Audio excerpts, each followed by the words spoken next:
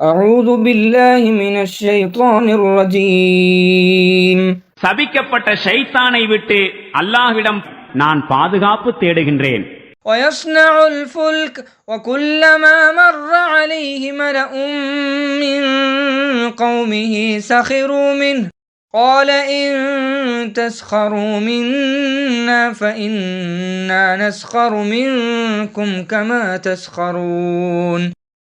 நூஹ் கப்பலை கட்டிக் கொண்டிருந்தார். அவருடைய சமுதாய தலைவர்களில் எவரேனும் அவரை கடந்து செல்லும் போதெல்லாம் அவரை ஏளனம் செய்தனர்.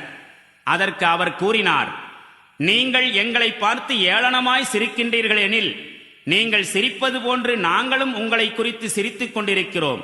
فسوف تعلمون من يأتيه عذاب يخزيه ويحل عليه عذاب مقيم.